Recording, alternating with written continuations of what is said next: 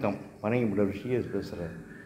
Pakistan India வார் சம்பந்தமாக உடனடியாக சிறப்பு பாராளுமன்றத்தை கூட்டி அதில் இந்த பாராளுமன்றத்தில் எவ்வளோ வீரர்கள் இறந்தாங்க, என்ன மாதிரி ஆயுதங்கள்லாம் இப்படி பயன்படுத்தப்பட்டது, அதற்கான செலவு என்ன, இது குறித்தெல்லாம் விவாதிக்க வேண்டும். இதை தான் ஒழுங்கான எதிர்க்கட்சி தலைவராக இருந்தால் ராகுல் காந்தி சிறப்பு பாராளுமன்றத்தை கூட்டுங்கன்னு சொல்லியிருக்கணும். அவர் செய்யலை. அப்படின்னா தெரியுது உங்களுக்கு, இவர் தான் மோடியை உட்கார வச்சுருக்கார். ரகசிய கூட்டணியில் இருக்கார். கள்ள கூட்டணின்னு சொல்லுவாங்களேங்க, திமுககாரங்களை சொல்லுவார் பாருங்கள், அந்த மாதிரி கள்ள கூட்டணின்ற மாதிரி ரகசிய கூட்டணியில் இருக்குது காங்கிரஸ்காரன் என்ன நினைக்கிறான்னா, இந்தியாவை நம்ம ஆளவானா இந்த மாதிரி ஆளுங்கிட்ட கொடுத்துட்டா அவனுங்க இந்தியாவை ஒழிச்சிடுவாங்கன்னு மறைமுகமாக இந்திய மக்களுக்கு தொல்லை கொடுக்குறாங்க.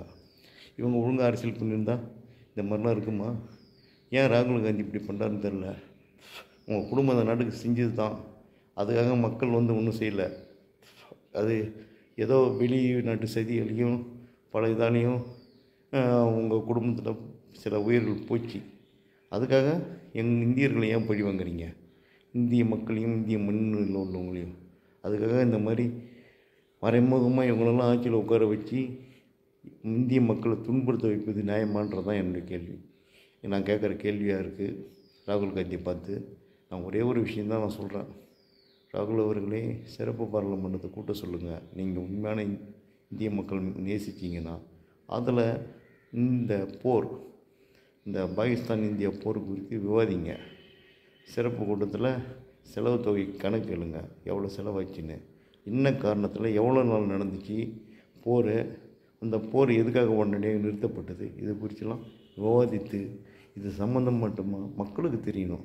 மக்களுக்கு தெரியாமல் நீங்களாக ரகசியமாக செஞ்சுக்கிறதுக்கெலாம் நாங்கள் யாரும் ஏற்றுக்க முடியாது. அதனால் இந்திய மக்கள் ஒன்றும் ஏமாளிகள் கிடையாது. இந்த நாட்டில் ஓட்டு போட்டு நாங்கள் உட்கார வச்சது தான். எங்களுடைய வேலை ஆட்கள் தான் பிரதமராக இருந்தாலும் எவராக இருந்தாலும் சரி, எங்களுடைய ஆட்கள், எங்களுக்கான ஆட்கள். அவங்க எங்களுக்கான செய்தியை சொல்லியே ஆக வேண்டும். அது அவங்களுடைய கடமை. இதை செய்யணும். நான் சொல்கிறது தப்பாக இருந்துச்சுன்னா ஜனங்களே நீங்கள் கருத்து சொல்லுங்கள். நான் உங்களுக்காக தான் பேசுகிறேன், இந்த நாட்டுக்காக பேசுகிறேன், இந்த நாட்டு மக்களுக்காக பேசுகிறேன்.